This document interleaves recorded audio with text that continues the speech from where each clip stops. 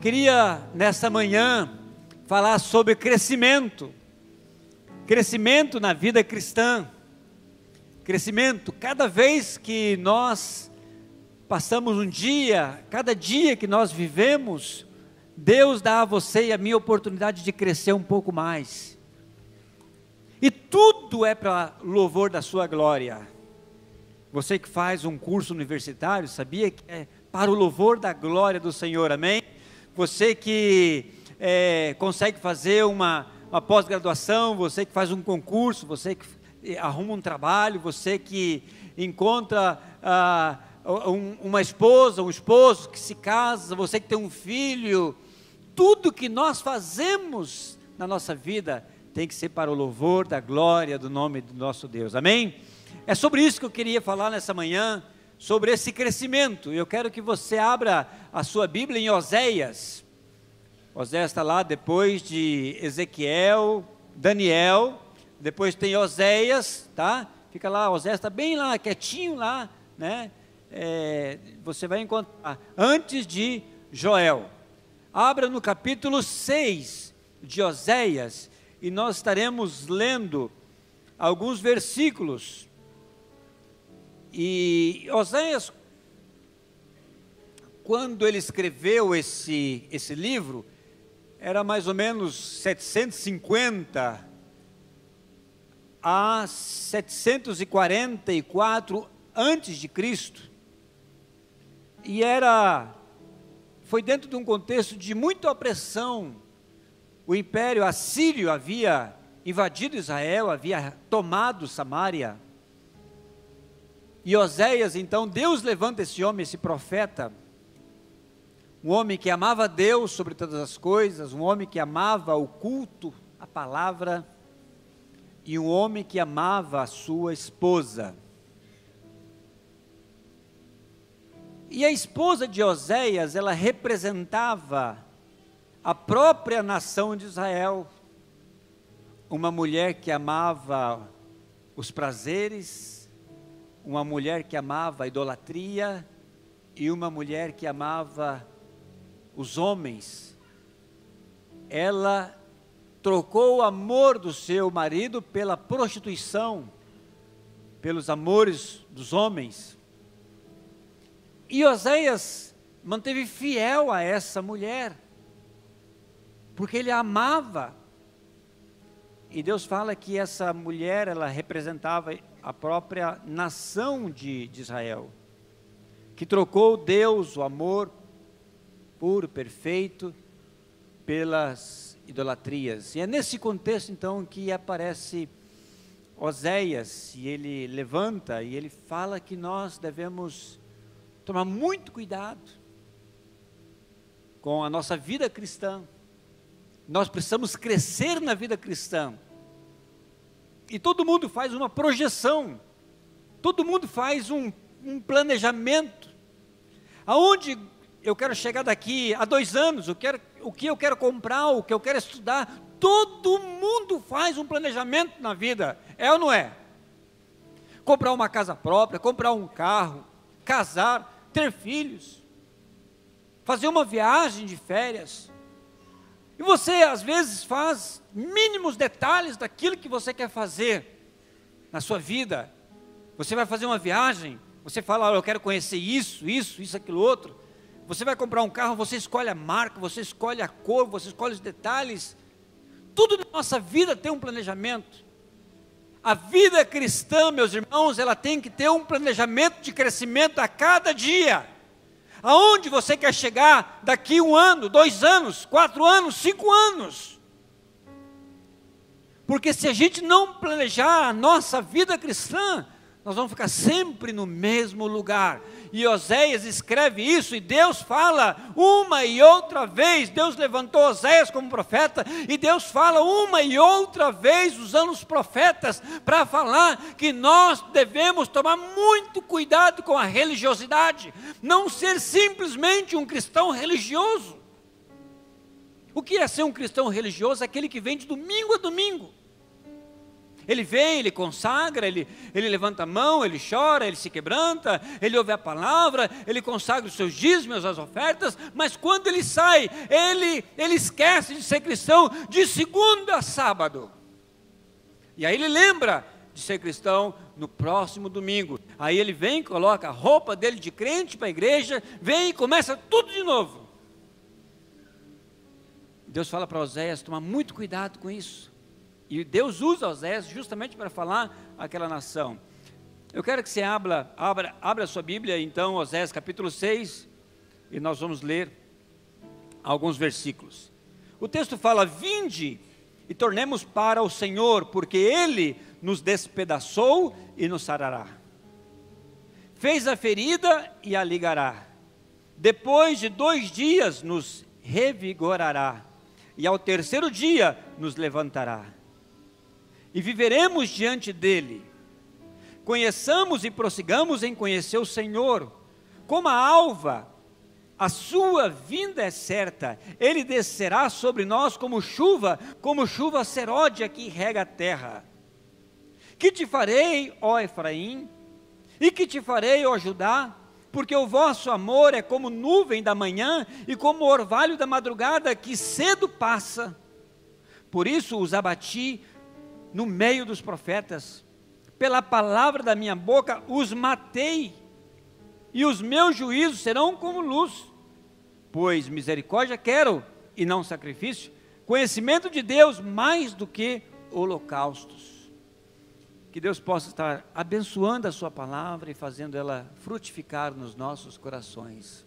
Amém? Então pega a caneta aí, anota 4 coisas importantes que você tem que fazer urgentemente. Você sabe, nós sabemos disso, já ouvimos várias vezes pastores falando, pregando sobre esses temas de crescimento da vida cristã. Nós precisamos crescer na vida cristã. Pais, invistam no crescimento espiritual da vida dos teus filhos. Meus irmãos, eu vejo pais se esforçando, colocando em colégios particulares dos melhores de Campo Grande, sacrificando, trabalhando 10, 12, 14 horas por dia para manter os filhos num estudo de qualidade. Mas o que adianta investir tanto tempo e recurso para que seus filhos possam estudar nos melhores colégios, fazer inglês, outros idiomas, e não investir na vida espiritual deles? O que adianta o homem ganhar o mundo inteiro e perder a sua alma? Essa palavra de manhã é uma exortação para você, para minha casa. Deus está chamando você e eu, uma mais e outra vez, para reconciliar com Ele, para levar a vida cristã a sério. Cuida do teu casamento, cuida do teu cônjuge, cuida dos teus filhos, cuida daquilo que Deus te deu, meu irmão. 4 coisas importantes, então, anota aí. A primeira delas: voltar urgentemente para o Senhor. Nós precisamos voltar para o Senhor. Não adianta fazer as coisas para Ele, não adianta liderar pequeno grupo, não adianta atuar no ministério, não adianta fadigar no trabalho, não adianta estudar e fazer faculdade e ocupar tantas coisas na nossa vida, se no final eu escutar do Senhor o seguinte: olha, eu sei do teu esforço, eu sei que não negaste meu nome, eu sei que vocês perseveraram, eu sei que vocês levam a vida cristã assim, assim, assim. E aí Deus fala para nós: porém eu tenho contra vocês que vocês abandonaram o seu primeiro amor. Meus irmãos, é muito sério. O Espírito Santo tem falado uma e outra vez sobre voltar ao primeiro amor, voltar à prática das primeiras obras, voltar ao Senhor, que é a fonte de toda justiça. Deus está chamando: vinde. O tempo verbal está no imperativo, a ordem é clara: vinde. Tornemos para o Senhor significa voltar outra vez para Ele. reconciliar com Ele, reconsiderar os seus caminhos, andar nos teus caminhos, rever aquilo que está faltando em nós, ver aonde caímos, se arrepender e voltar à prática das primeiras obras. Choro não é sinal de quebrantamento, mas uma pessoa quebrantada, ela se derrete diante da presença do Senhor, ele se quebranta diante da presença do Senhor. Qual foi a última vez que você chorou na palavra? Qual foi a última vez que você se quebrantou diante do Senhor, reconhecendo a tua insignificância, reconhecendo que nós não somos nada? E é assim, meus irmãos, cada vez que nós nos aproximamos de Deus e começamos a declarar os atributos dEle, a santidade dEle, quem Ele é, mais pequeno nós nos tornamos, mais insignificante, imerecedor da sua graça, do seu amor, da sua misericórdia, do seu favor. É voltar para Ele, não somente de domingo a domingo, voltar para Ele de segunda a sábado, voltar para Ele lá no trabalho, voltar para o Senhor na declaração do seu imposto de renda, dos seus compromissos, voltar a Deus na sua justiça social, voltar a Deus no seu compromisso de dar um bom testemunho dentro do seu casamento com os teus filhos, levar a sério a vida cristã. Esse é o chamado de Deus para nós. Mais uma vez, meus irmãos, mais uma vez, eu ouço claramente o Espírito Santo chamando a primeira igreja batista ao primeiro amor, voltando ao Senhor, voltando à prática das primeiras obras. Deus chama o teu casamento a uma consagração, leva o teu casamento aos pés de Jesus. Não desista do teu casamento, não desista dos teus filhos, não desista daquilo que Deus te deu, daquilo que Deus confiou a você, não desista. Volte para o Senhor, volte para o Senhor. Segunda coisa que nós precisamos saber nessa manhã, que Deus tem maneiras diferentes de agir.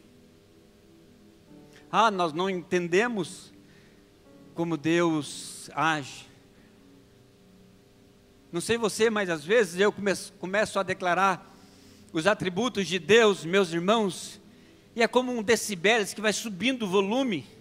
Eu começo a declarar: Deus é grande, Deus é maravilhoso, Deus é magnífico, Deus é onipotente, onipresente, Deus é soberano. E meus irmãos, vai subindo, de repente eu começo a ver que Deus é a fúria, Deus é tremendo, Deus é tudo, Deus é tudo.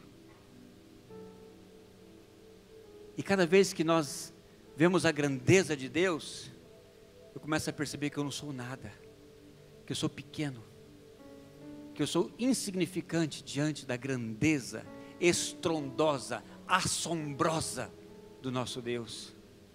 É ou não é? Esse é o nosso Deus. É aquele vento furioso que sopra sobre os homens, e esse sopro pega os justos e ímpios, porque Ele é soberano. Deus tem formas diferentes de agir. E a palavra fala: não te indignes, não te impacientes por causa daqueles que prosperam no seu mau caminho. Não tem inveja daqueles que praticam iniquidade e que são prósperos, porque serão comparados como a erva. É verde agora e logo se desaparece, logo secarão. Mas os justos permanecerão para sempre. E por que os justos sofrem? Porque às vezes nós vemos homens e mulheres tão piedosos que sofrem por causa de uma enfermidade, sofrem no casamento, sofrem por causa dos filhos, sofrem por causa de trabalho, sofrem por causa de tantas coisas, porque Deus tem maneiras diferentes de agir. E o texto fala: porque Ele nos despedaçou. Quantas vezes nós falamos assim: Deus, quebranta-me, quebranta-nos. Mas esse quebrantar que nós falamos é um quebrantar romântico. É um quebrantar de sentimento, onde eu estou louvando e eu sinto a presença de Deus, eu começo a chorar. Mas o quebrantamento, meus irmãos, é despedaçar, fazer de novo, pegar o vaso que está quebrado e voltar a moer de novo. Esse é o quebrantar. E Deus muitas vezes quebra as nossas vidas. Ele quebra. Ele quebra, mas é Ele que cura. Ele despedaça, mas é Ele que reconstrói.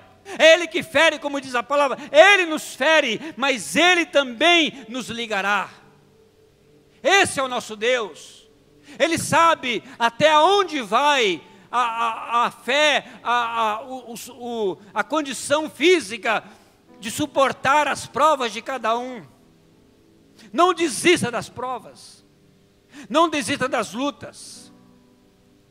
O que nós temos que fazer é separar, discernir o que é tentação e o que é prova. Deus não tenta ninguém. Quando Deus dá uma prova para nós, é que Ele quer nos fazer melhor. Ele quer nos polir. Ele quer nos levantar. Ele quer nos preparar. E aí Deus estende a sua mão sobre nós. Sabe como que chama esse dia? O dia mau. O dia da morte de um familiar. O dia de um diagnóstico de câncer. Um dia onde o chefe de família perde o trabalho. E aí nós escutamos uma teologia barata, chamada teologia da prosperidade, que prega uma felicidade, que é incompatível com a vida cristã. O sofrimento, sim, anda paralelo à vida de um crente. Nós nascemos desde o dia do nosso parto, já foi uma luta. Aonde a criança nasce, a primeira coisa que ela fala não é mamãe, bom dia, nem boa tarde. Ela abre a boca e começa a chorar. Aí já começou o sofrimento de uma criança. É ou não é? Os médicos falam que nós não sabemos do trauma que é de uma criança sair da vida intrauterina e sair para esse mundo. É um choque, é um trauma para uma criança. E aí já começou a nossa luta. E nós lutamos, a vida inteira lutamos.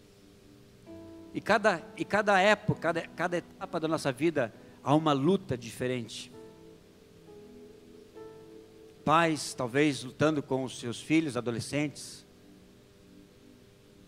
lutando no casamento, lutando com o trabalho. Deus tem maneiras diferentes de agir. Terceira coisa que é certo nessa vida, é a vinda do nosso Senhor Jesus Cristo. Isso nos anima, isso nos fortalece, isso nos leva ao temor. Como a alva, assim será a vinda do nosso Senhor Jesus Cristo. E tem muitas pessoas vivendo a vida como que se Jesus não viesse.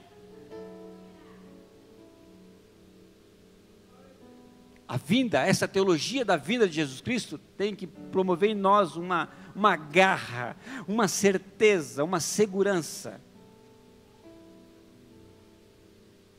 Essa semana o Senhor chamou uma senhora muito querida do Viva a Vida, irmã Maria das Dores. O Senhor simplesmente a tomou o seu espírito. O Senhor sopra dando vida e o Senhor retira.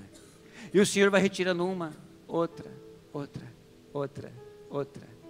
Um dia nós estaremos diante dele, reunido com todos esses irmãos, familiares, amigos que aceitaram Jesus Cristo. Um dia nós estaremos lá no céu. Ele nos enxugará toda lágrima. Lá não haverá dores, nem ranger de dente. Amém, glória a Deus, aleluias. Lá estaremos na presença dele. Mas aqui é luta. E para terminar, Deus abomina a religiosidade, a hipocrisia, o fingimento. Sabe, uma das grandes causas, não são todas, mas uma das grandes causas dos filhos chegarem na adolescência e não querer nada com a igreja, e não querer nada com Deus, sabe o que é? É porque eles se deparam que os pais não vivem aquilo que falam. Os pais são legalistas, religiosos, fariseus, hipócritas, mentirosos, enganadores, soberbos. E aquela criança que o pai fala assim, fala que eu não estou. Ainda ele é criança, ele leva aquilo como algo lúdico, mas ele vai crescer. E quando ele chega na adolescência, ele se depara que os pais exigem uma coisa que eles mesmos não praticam. E eles falam, não serve para mim, isso eu não quero. E é a razão consciente e inconsciente de muitos adolescentes saírem da igreja por causa disso. E Deus também odeia, Deus abomina o religioso, o fariseu. Aquele que vem na igreja simplesmente por vir.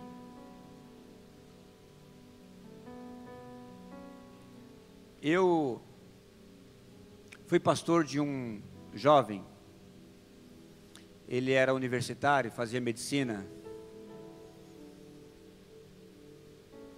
e esse rapaz me deu muito trabalho. Quantas vezes ele me ligava de noite, estava bêbado, me ligava de madrugada, dizendo que estava arrependido, chorava. Falar, pastor, eu caí, não desista de mim, não desista de mim. E eu ia lá, conversava com ele, orava com ele, aconselhava. Uma, outra.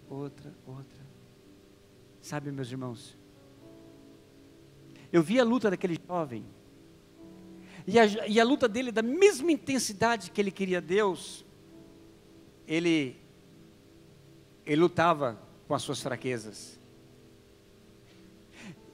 E esse jovem um dia me ligou, a Raquel e eu estávamos na Espanha, e ele me ligou, ele falou assim, pastor, eu dei muito trabalho para o senhor, né? E ele falou assim, obrigado por não desistir de mim.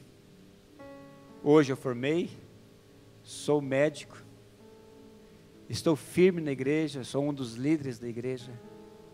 Obrigado, porque o Senhor não desistiu de mim. Sabe, meus irmãos, Deus não quer a sua religiosidade.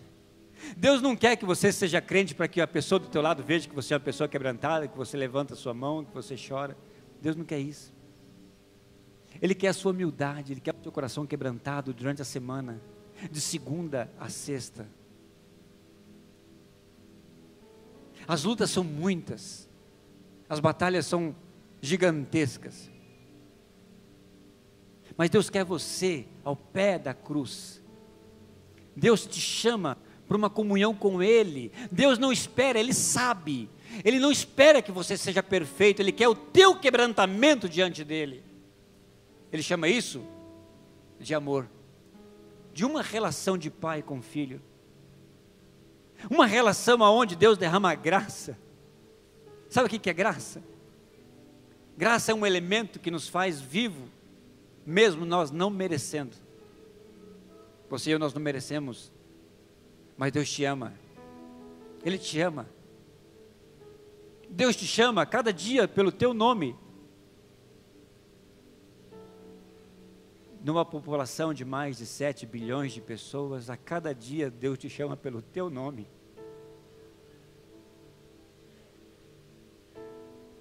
E o dia que Deus falar assim, eu quero você na minha presença, Ele vai simplesmente te chamar. Venha para a minha presença.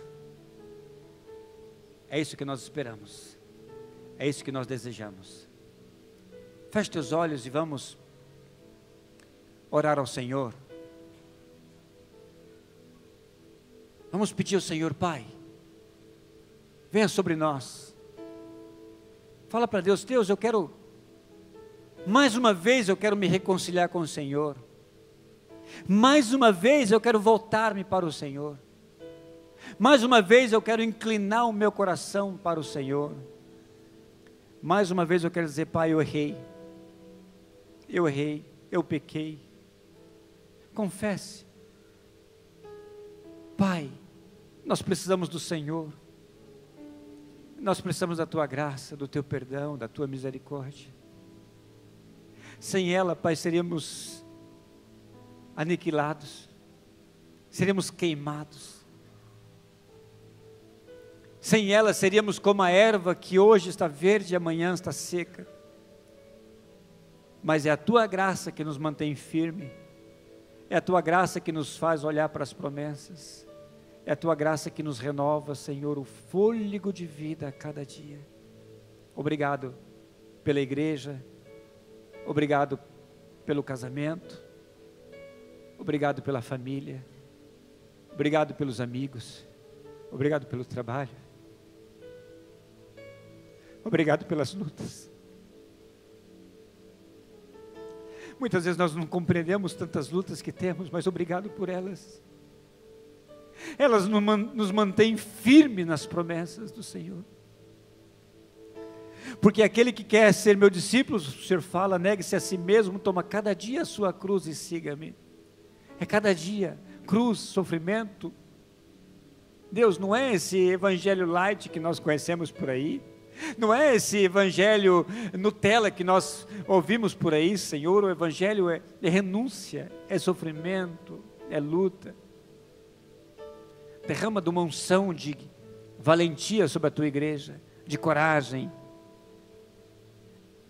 que possamos sair daqui conscientes da nossa luta, guerreiros e guerreiras do Senhor, soldados, chamados para formar um grande exército, e que possamos viver o teu amor, a tua graça, a tua misericórdia, servindo uns aos outros, curando uns aos outros, ajudando uns aos outros, em comunhão, em família, no nome de Jesus. Se esse é o teu desejo, meu irmão, fique em pé agora, onde você está. Se teu desejo é renovar a tua fé, teu compromisso com o Senhor, se você deseja crescer na vida cristã, Deus quer usar tudo na tua vida, o teu trabalho, teu carro, tua família, teus estudos, a tua faculdade, os teus filhos, teus netos, a tua empresa. Deus quer usar tudo isso para a sua honra e glória. Amém? Que o amor de Deus Pai, a graça salvadora do nosso Senhor Jesus Cristo e a comunhão do Espírito Santo nos guarde, nos cele até o dia da nossa redenção, hoje e para todo sempre. Amém. Dê um abraço no teu familiar, na pessoa que está do teu lado, e desejo uma boa semana, em nome de Jesus.